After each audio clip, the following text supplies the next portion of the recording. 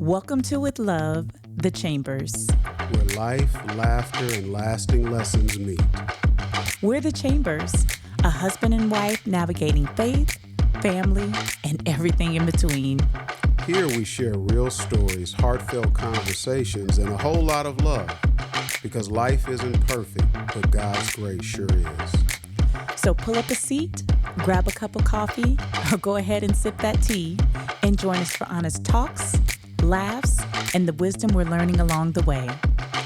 This is With Love, The Chambers. Welcome back. This is Rufus Chambers, and I'm here with my lovely wife, Jamila Chambers, and we are excited to be kicking off another episode of With Love, The Chambers. We're excited that you chose to tune in today. You know, we release these things on Wednesdays so that we can coin it With Love Wednesday. But regardless if you're listening on Wednesday or any other day of the week, we appreciate you coming on this journey, coming on this ride with us for another conversation that has been engineered and designed and planned to just provide you with some practical conversation tools and tips for your everyday life. We pray that these conversations are just adding value to you and helping you have some interesting conversations in your social network, if you will. But before we get into the conversation, just want to greet Jamila. How are you doing today? So excited to be here today and to be with all of our listeners on this With Love Wednesday. And you talked about all the people that tune in week after week, that watch us, that listen to us, that like, that share. But we want to give a special shout out today. Special shout out to our cousin Andre. Come on. Who has not missed an episode. Come on, Andre. Of With Love Wednesday. And that's even more special because when family supports you and they know you, that's saying a whole lot. That's saying a whole lot. That hits altogether different. I remember being 8 or 9 years old at our home on Hillcrest, a couple of blocks down the street from Dorsey High School. Dorsey is on Farmdale and what is now Obama. And we used to live off of Hillcrest in Obama. And I told my parents one Saturday morning that we were going to have a talent show in the backyard, and that the neighbors were coming to this talent show. Come on. And my parents entertained me with giggles for about a week and a half. Meanwhile, we rehearsing. It was my sister, it was my neighbor Nakia, our other neighbor Candace from around the corner. We had a whole crew, and we were dancing to Michael Jackson's Thriller on tape. Each one of us took a song, and each one of us were going to dance. We charged a fee to get in that backyard. And it was a full-on talent show. Now, I've been telling my mom and them and my daddy that it's going to be this talent show.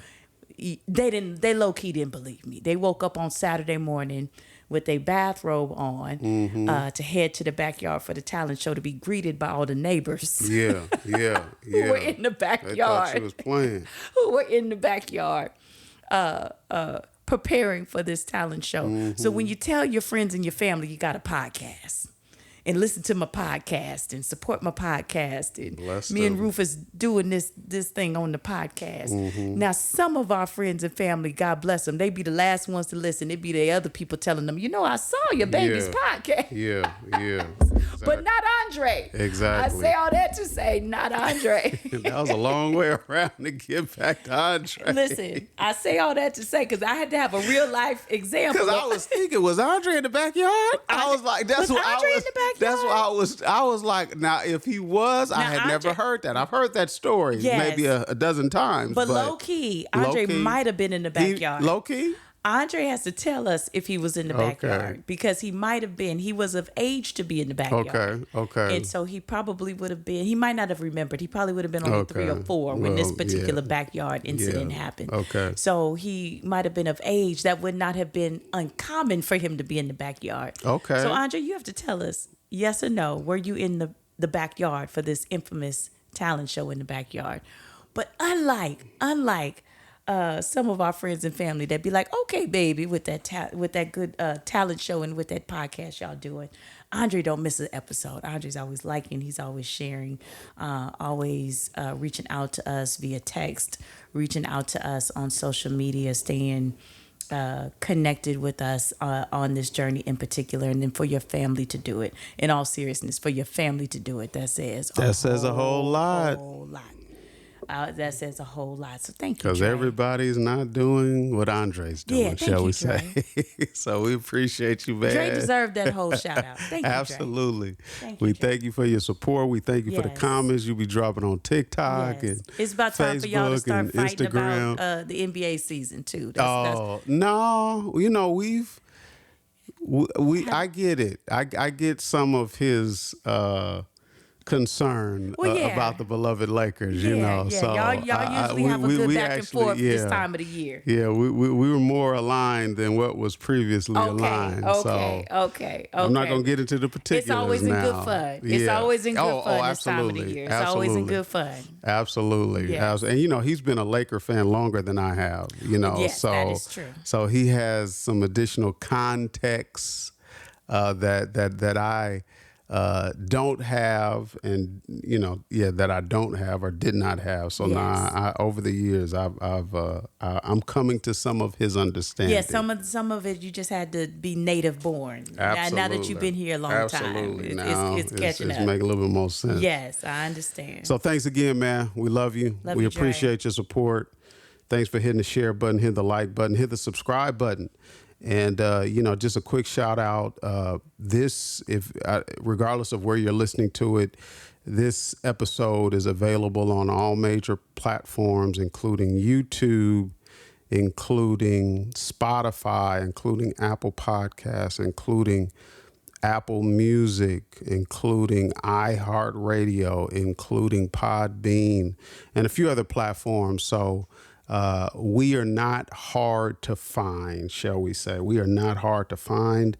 We also have a private Facebook group. Yes. If you'd like to join our Facebook group, we have a little bit more engagement there, a few more conversations there. And then we also have a relatively new Instagram page at With Love, the Chambers. And we actually had a planning meeting with our team this week, and we have already began planning 2026. That is exciting. And we plan to scale the platform in 2026 and bring some more offerings to all of you all, to this audience and to our audience that we're believing by faith is going to continue to grow. So in the new year, be on the lookout for more information on how we can engage with one another outside of just listening to a conversation. So we're really excited about 2026. But on today, let's use a church term, on today, whatever day of the week this is. Yes.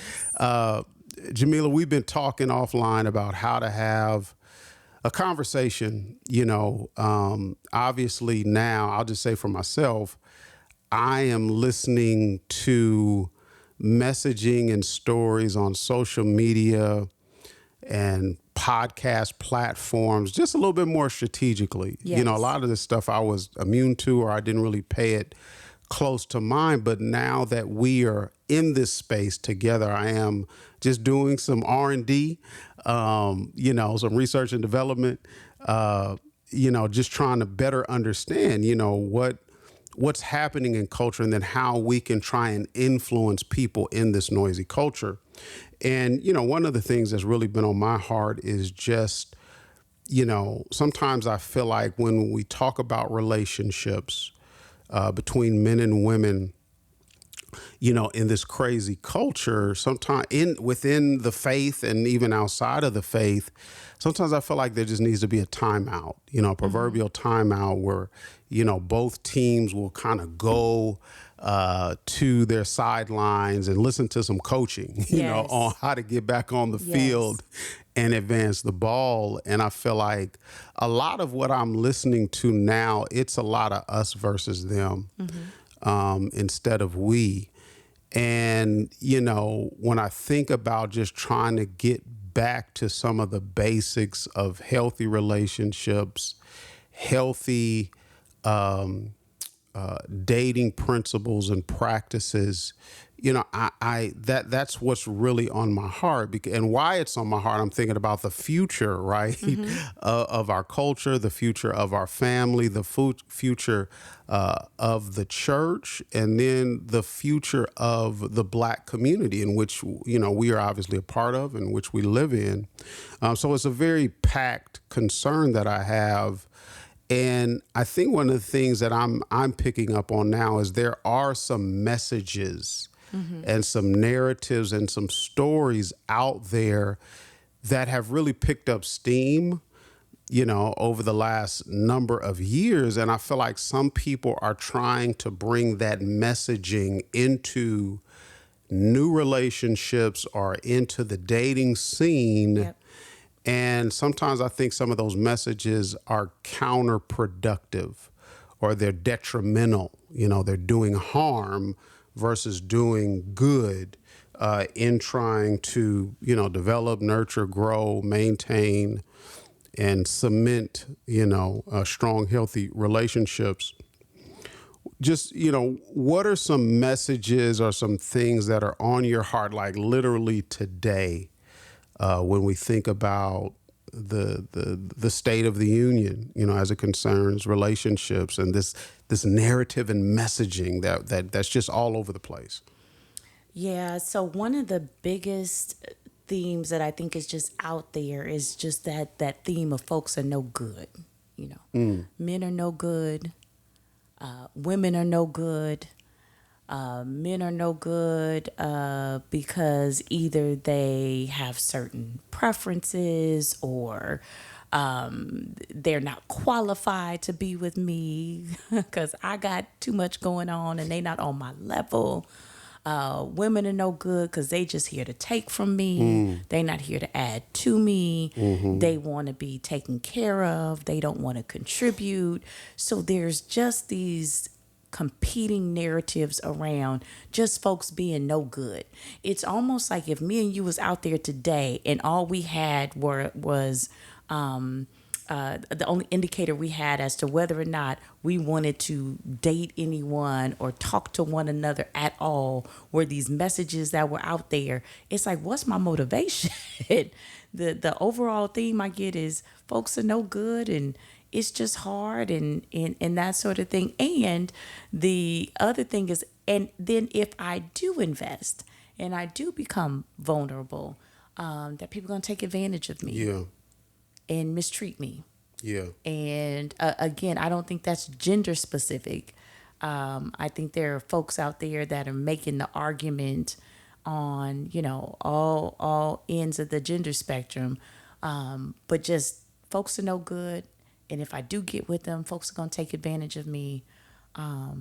And then we got the folks that are telling us what to do. You talked about going back to your corner, taking the time out and speaking to the coach. Well, then we got the coaches in the corner.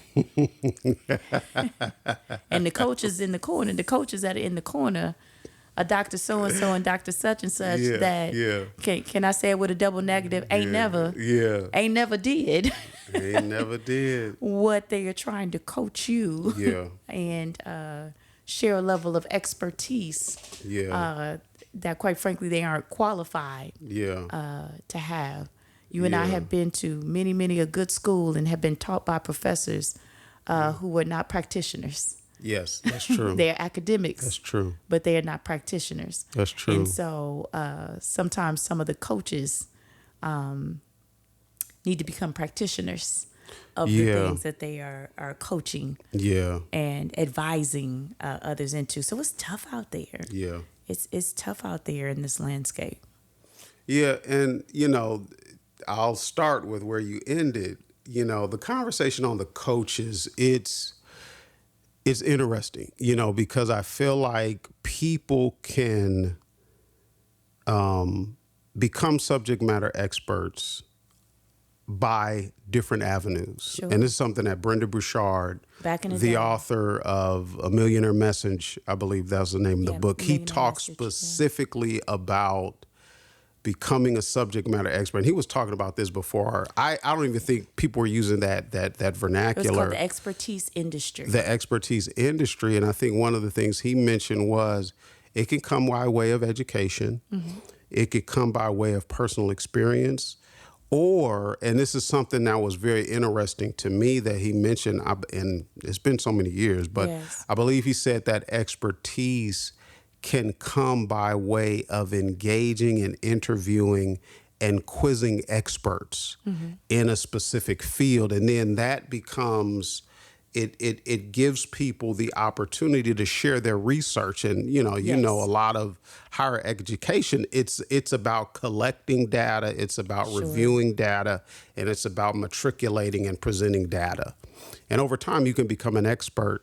And I think when it comes to the relationship expert, yes, I enjoy listening to people talk about marriage and relationships that have a track record of some level of success or failure that they're sharing with said audience.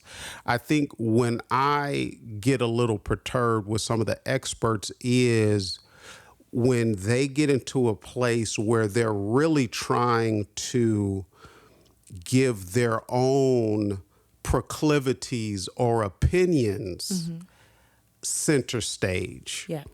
You know, and then over time, it's like, well, what are you sharing? Why are you sharing it? Are you sharing it based on your research? Are you sharing it based on your research? Are you sharing it based on a lived experience? Or are you just sharing it because you like to hear yourself talk? And now you're influencing people into your opinions, if you will. And, you know, some of these relationship coaches or influencers, I know in the last couple of months, some of them have kind of come under fire because the soapboxes that they speak from have been compromised by their own lives. Sure. And, you know, I know you said we don't need to name any names, so we won't. We're not going to name no names. Yeah, we're going to do like the R&B Money like Podcast. R&B Money Podcast. Shout out to Tank and Jay Valentine. and Jay Valentine. We're not going to say no names. We're not going to say no names, but that can become an issue. And unfortunately, once the audience has taken the bait, they will stay on that hook for an extended period of time. And sometimes that's hard to watch because then some of that detachment or some of that delusion that is being spread, some people then begin to form and shape ideologies and relationship practices that are, again, counterproductive. You know what I mean? You know, one of these sisters who's, and I know we're not going to say no names, but just as an example, you know, one of the sisters that is on Country Wayne, which, you know, I like, and they have like 50 actresses on there, but I guess she has a podcast and she's an influencer and she has a doctorate. She's a doctor or something, I'm not sure. But, you know, she's one who kind of went viral because she said she couldn't date a school teacher. Because they don't make enough money. And a lot of people are like, what? You know, how you going to not date, you know, this man that, you know, is living with purpose, is educated, is, you know, impacting the next generation. And she goes into her whole song and dance. But again, me as a person that may want to pay for a person's expertise, those type of statements would really take my money off the table to say, you know, you're on something else. I don't think you're giving true wisdom and expertise that's really going to benefit me because of how you think. And now you're cavalier to just verbalize all of this craziness. You know what I mean? So I wanted to just kind of pause there. But while we're talking about that, you know, we talk about coaches like, and you are, you know, you're a certified life coach. So you have a different lens. You have an expertise in coaching and you have a working knowledge and experience in coaching. How are you listening to some of these coaches say things to build their platform, to build an audience so that they can monetize their opinions. That's how it feels to me. They're getting paid off of their opinion, not even their working expertise. And that's a whole nother conversation. Sure. It has always been, in just my whole philosophy around coaching, you have heard me talk about this in terms of the people that mentor me, that I choose to get advice from, etc., that it really is important to have this congruence between your private life and that which you are putting out there. Oh boy. And so we talk and kind of throw out those terms. Can your life preach? We said that even on this podcast many a times. I remember starting off as a part of my coach certification, and my prayer was, God, authenticate this thing in me. Because there gets to a point where all of us under pressure, the only thing that can come out is what is in us. That's true. And so we all just, again, rise or fall to the level of the pressure that we can absorb. Absolutely. Our ability to lead is really our ability to problem solve and our ability to navigate and negotiate through the rough places, the twists, the turns, etc.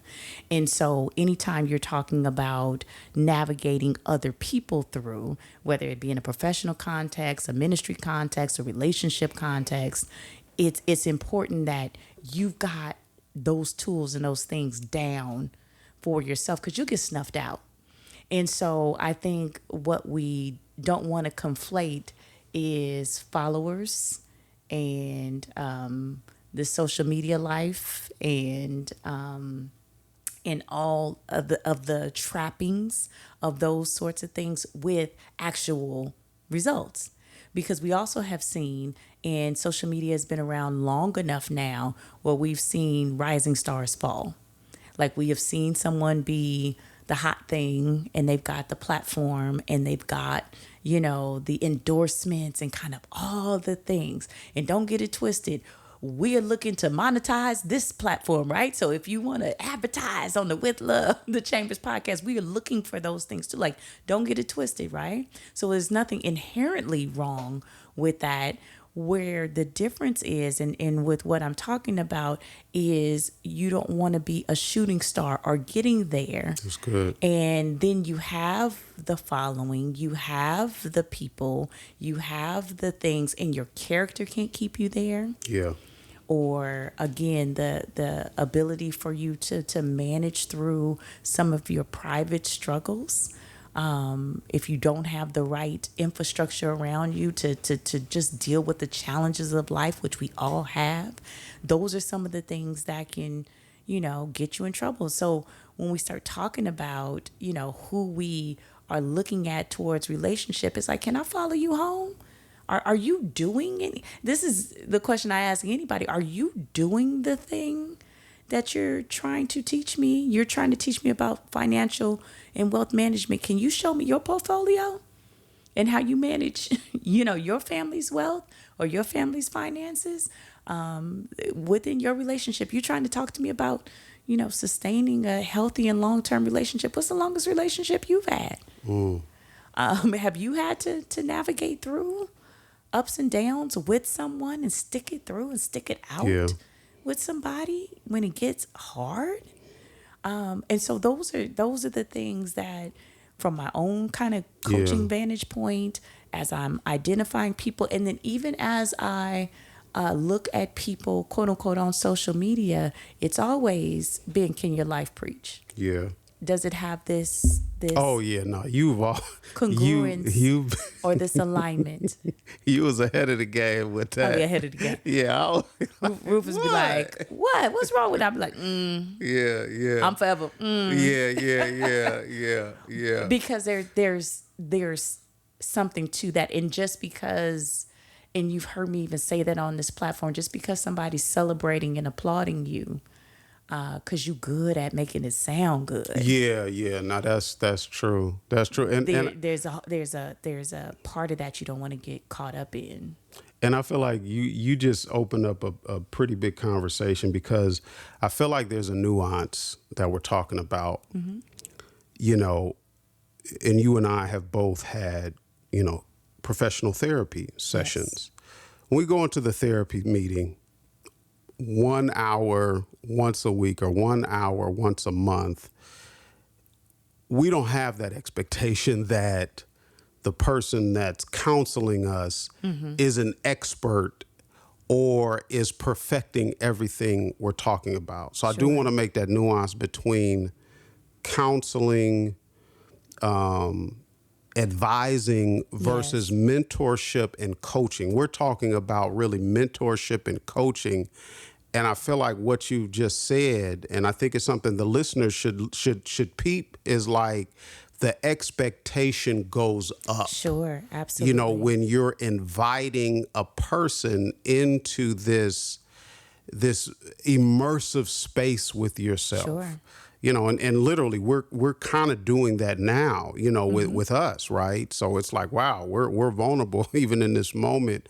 But talk about, for you, when do you switch to say, okay, this is just a transactional conversation. It's just like going to the bank teller, or you need to get a mortgage on a house. You go and have that transactional conversation. You're not asking them what their net assets are or net worth is, but that coach that wants to take you through a 24-month coaching program and wants you to pay $1,000 a month for a $24,000 investment.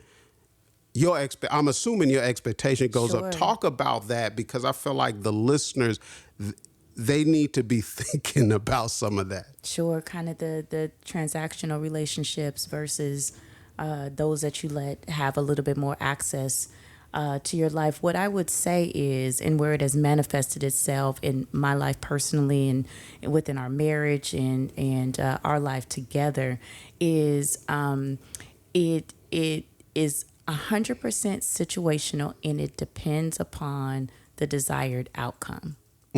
So if I am, and some of our mentoring relationships started off as transactional. We had no idea they were going to convert into Absolutely. more long-term relationships. And so what I would say is that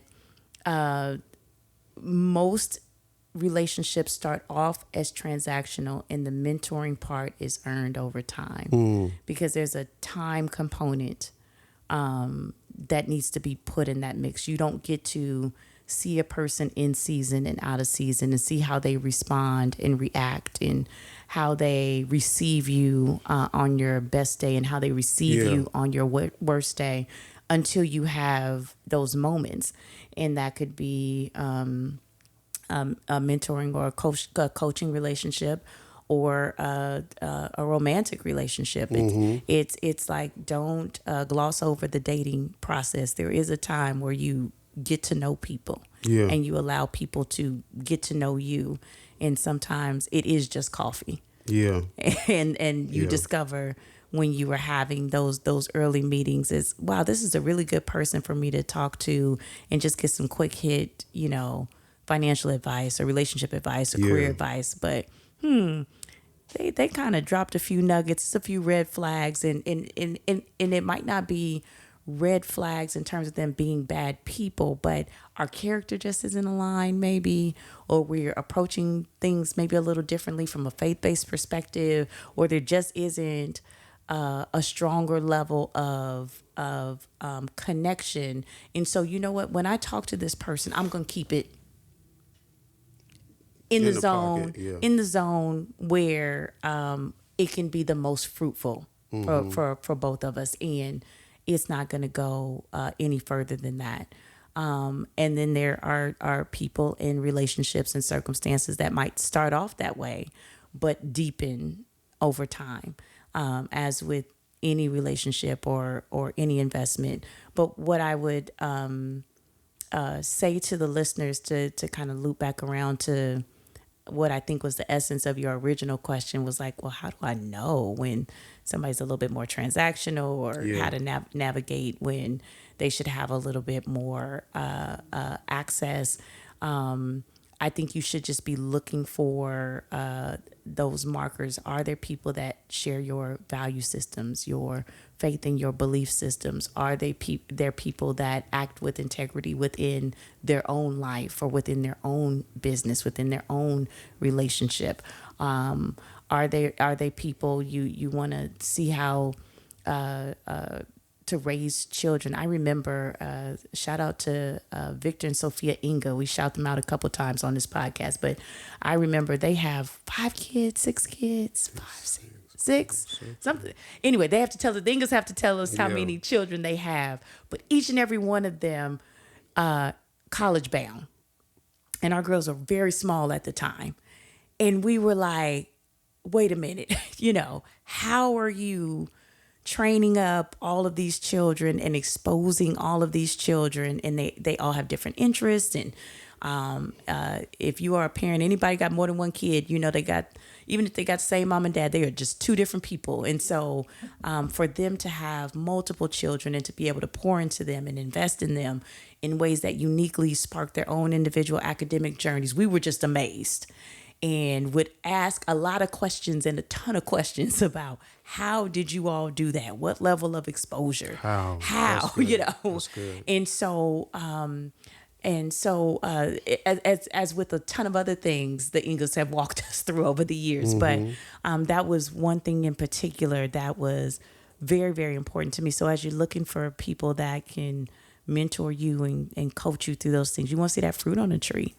We weren't going to them and asking them because of what we thought they could do. That's right. We were going to them and asking them because what we saw them do. Yeah, that's good. And saw them do repeatedly, not just a one-off. They repeatedly put those points on the scoreboard, so to speak. So it was something that definitely got our attention.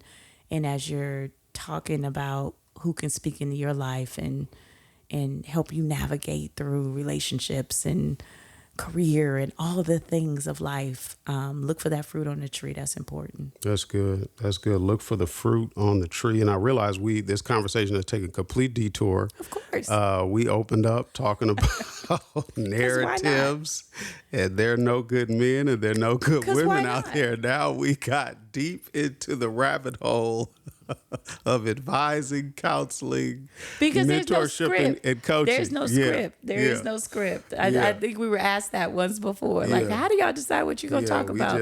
We sit down and press play. There is no script. That's it. But let's circle back to that narrative that we, opened up with.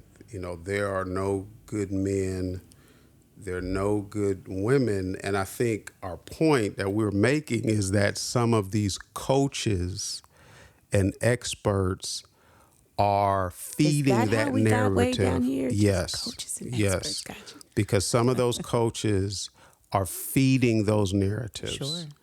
And I think they're feeding them because they've monetized those narratives. And many of them have created an amen corner. It's funny how in this space, you can create a message that speaks to a person's pain, a person's insecurity, a person's bias, and take it all the way to the White House. Let's just ask you this. Literally and figuratively. Literally and figuratively. Let me ask you this. Chris Rock told an old joke back in the day about folks in healthcare and said the money is in the disease, it's not in the cure. Yeah. And so tell me what you think about the popularity of some of these narratives, because to a degree, many of these platforms and folks in that particular influencer space continue to make money because people continue to be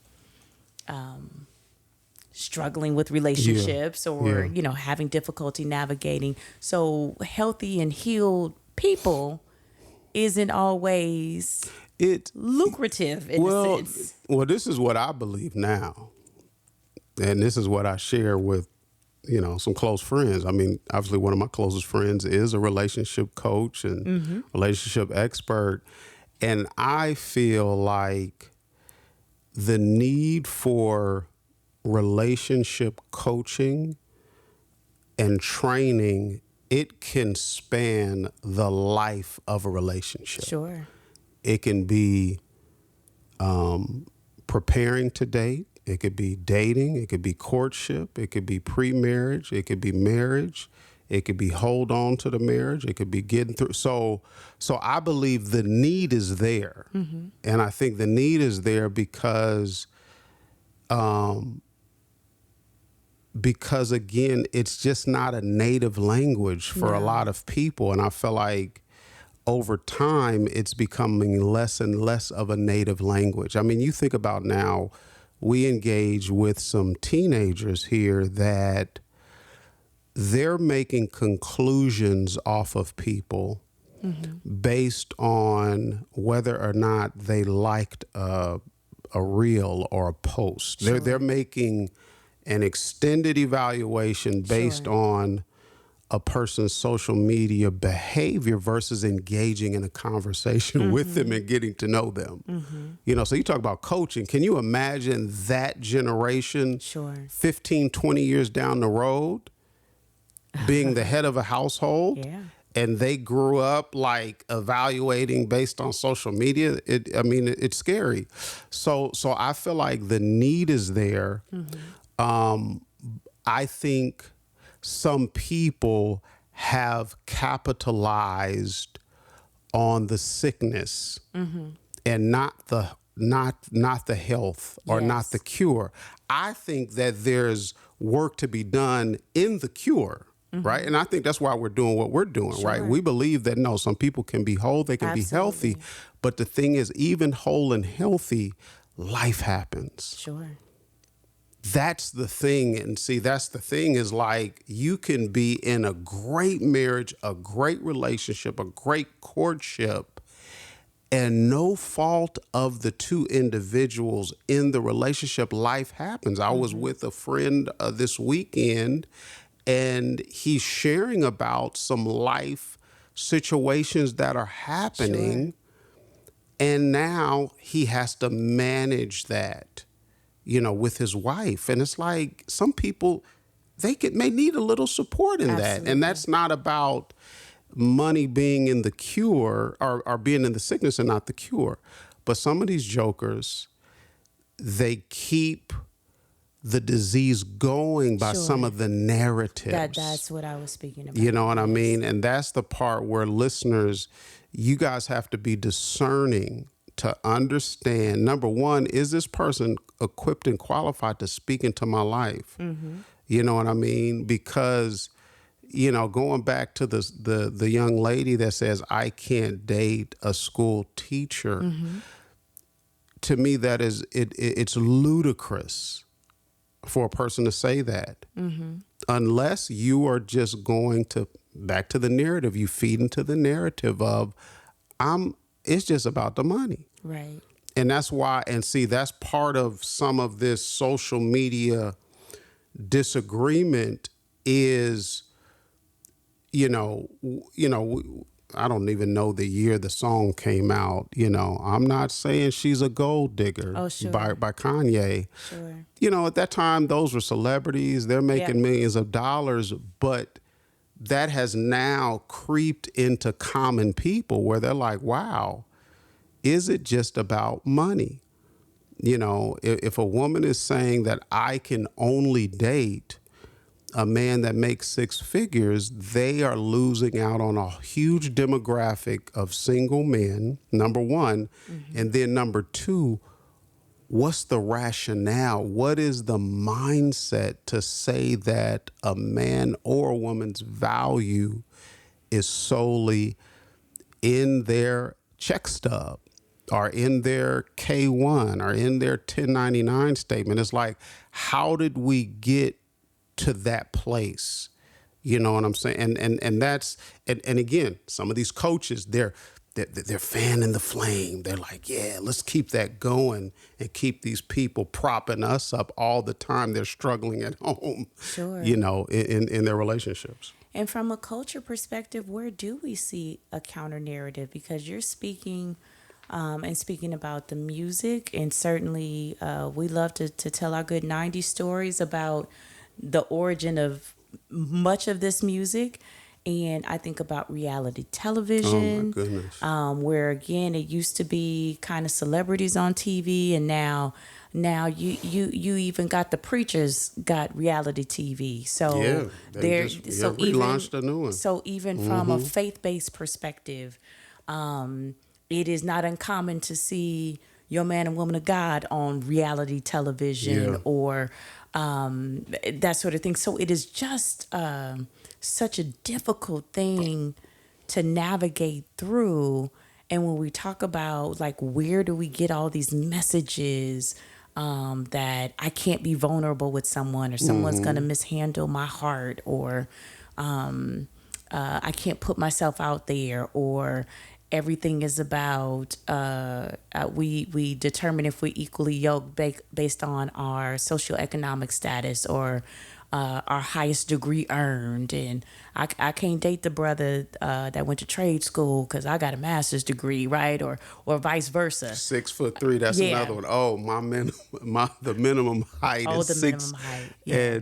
And when you do the data, it's like, do you know what percentage Of men are over 6 feet tall. It was right. crazy. Yes. Crazy. Or, this sister's a hairstylist, been running her own business, making a whole ton of money, but she didn't go to quote unquote college like I went to college. So it's all of these narratives, and it just seems like it's just so hard to negotiate and navigate through all of that. I think about our grandparents, and not to go way back to their love, but I think about our grandparents. I Yeah. think about even our parents. Yeah. And even us too. Like, I feel like we might have been part of that last that last bit that you just went and you just got somebody's phone number and you just called them on the phone. And you know what? You might have talked to them again. You might not That's have talked right. to them again. We was But throwing them dice with you the was gonna- relationships. We was Man. 7 and 11. We was out there. You were going to throw the dice. We was out You there. were going to shoot your shot. Hopeful. You were going to shoot We your was walking shot. by faith and not by sight with Right. some of these jokers. Right. That's why you had to have a pocket full of numbers. You couldn't That's just, right. That's right. Ooh-wee. Yeah. And I think at that point I had business cards. I had my number on a business card because I couldn't be writing Was that it the down. ACN card? What No, was that the card? Was it the ACN card? Oh my gosh. Somebody in the chat's going to have to tell me what AC. Yeah. That was the multi-level marketing selling energy. What was I selling? Electricity. I think I don't know if it was long phone distance service, or long electricity. Somebody, I'm gonna be a millionaire by the time I'm graduating college. somebody gonna have to tell me in the chat about AC. And Rufus throwing shots because I think when I met him, was I selling AC? You was selling what up because you said you was about to be balling. Man, I was.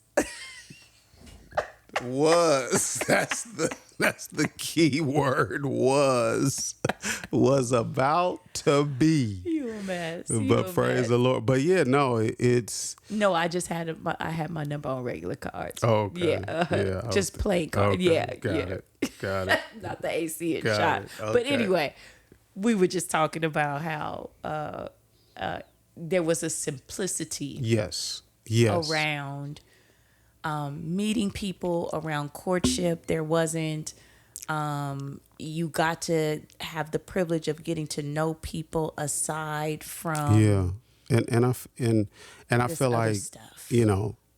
as we get prepared to kind of land the plane, I feel like we have to get back to some of those basics, for the sake of the future, of said relationships and said community and said, body of Christ, right? Mm-hmm. We have to get back to some of the basics.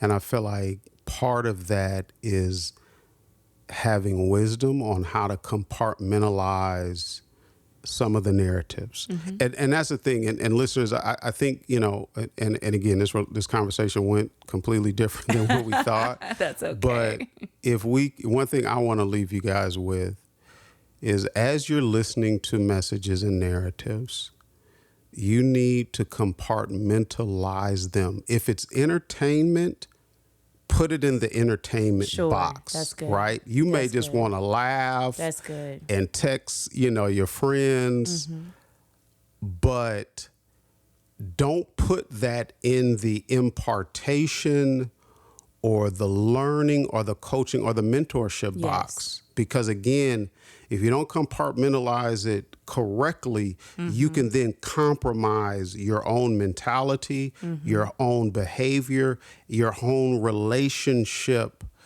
credibility, and that's the power of some of these, of some social media and these platforms. You can be programmed specifically. And that means you can be programmed right to the divorce house, or you can be programmed right to the altar, to cut covenant, with the person that's worthy of you giving yourself to. So learn how to compartmentalize. And we've talked a lot about self-awareness. You need to be aware of your thought life, and again, as followers of Christ, we talk about being able to protect our thought life and being able to fight in our thought life. Because again, sometimes your thoughts can try and overtake you with things that are counter to your health and to your wholeness. You know what I mean? And again, sometimes, we can fight with depression, with anxiety, with fear.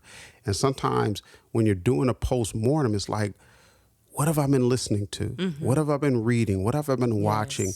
What messages got in my heart that should not be there? Yes. You know what I mean? And we're reminded of what Scripture says in Philippians, the 4th chapter, when the Apostle Paul said, think on these things. And he does this beautiful list of things that we should be thinking on and meditating on, so that our inner man or inner woman is not compromised. I don't want to gloss over, because I think it's a principle that you are unlocking on so many levels. And you mentioned Brendan Bouchard earlier.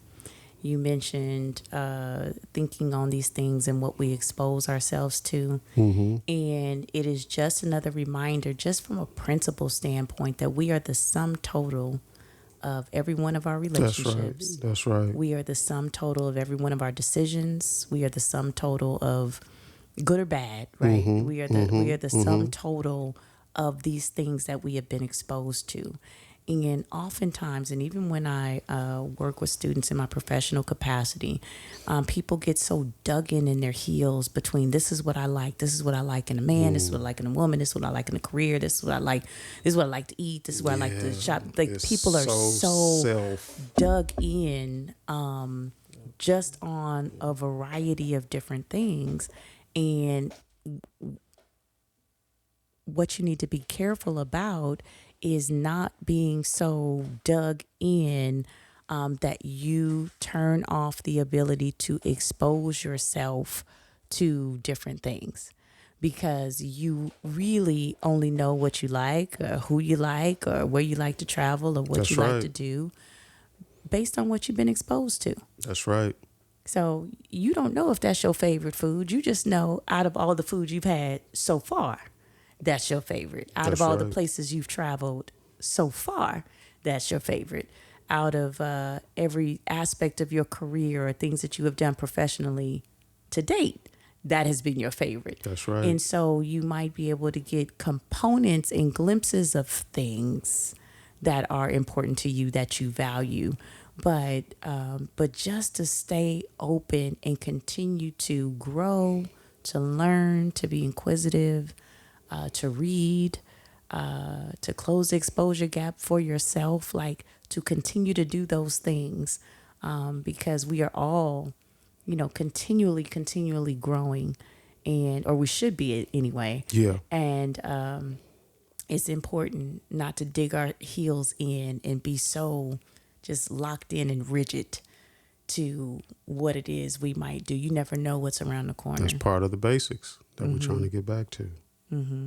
Absolutely. Well, closing thought, if you have.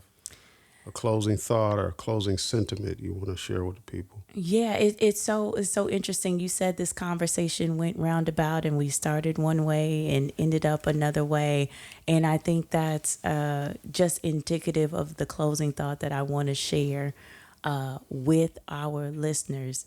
Be open. Be open. And so, as you are determining your romantic relationships, your friendships, your business relationships, be open. We were with a really good friend in Dallas a couple of weeks ago who went from being my classmate in Santa Barbara to having a professional career in retail spaces to working in the cosmetics industry and is now in the restaurant business and now in the airport component of the restaurant business. And I admire her for so many reasons, but that is a person. She said, Jamila, I found out about this opportunity. She's telling you and I the story about how she found this opportunity. She said, because I asked questions. That's good. That's good. Of the people that were around me. And I was open. That's and right. I was willing to learn. And I was willing to take a step forward without all the information. And I just kind of had that trust and that confidence that if I was in the room and being exposed, there was something there for me. That's right. And so people say all the time, well, I haven't met the right person, and I haven't met just because they ain't the right height, skin color, nationality, That's right. complexion, or whatever you thought they were going to be. Don't mean you haven't met the right person, right? Or it doesn't mean that that's not the right opportunity or whatever. But it's just so interesting how things change and how perspectives change when you are open and just prepared to say, okay, God, you have ordered my steps. And for whatever reason I am here, what would you have me to do in this place at this time? Who am I to connect with? Who am I to meet with? What am I to learn about being in this space? And so being open and being okay getting off the script is the message for today. Wonderful, wonderful closing thoughts. Be open. We can't say it no better than that. Be open. I want to thank you. We want to thank you for tuning in. Thank you so much. This is episode 22 of the With Love, the Chambers podcast. We are going to sign off, but we just want to say thank you for your continued support. Feel free to hit the like button, hit the drop a comment, hit the share button, hit the subscribe button so that you can continue to be on this journey with us. If you have any recommendations on a topic that you would like for us to bring into one of these episodes, feel free to message us or comment us, and we would gladly take it under consideration. As I mentioned, to kick us off, we are in our 2026 planning mode, and we're really excited about some of the further and deeper engagement that we are going to be bringing to you in the new year. And I know you may be like, wow, it's only August, but you know, that's how our internal clock works. Yes. It's time to start thinking about next year. Time to start planning the new year. That's right. So with that, we're going to sign off from With Love, the Chambers. I am Rufus. And I am Jamila Chambers. And we will talk with you real soon. Have a wonderful day, and God bless you. This episode of With Love the Chambers is brought to you by the Vision Engineering Collective, where purpose meets precision. Whether you're launching a bold initiative, scaling your organization, or navigating complex projects, their team brings over 25 years of expertise in project management, strategic planning, and vision execution across sectors like tech, healthcare, education, and nonprofit. Ready to turn your vision into reality? Visit www.thevcollective.info to learn more. That's a wrap for today's episode of With Love, the Chambers. We hope you laughed, learned, and felt encouraged along the way. If you enjoyed this conversation, be sure to subscribe, leave a review, and share with someone who needs a little love and wisdom today. You can also connect with us online on all social media platforms at Rufus Chambers Online and at Jamila Chambers. We'd love to hear from you. Until next time, keep living, keep laughing, and keep learning with love, the Chambers.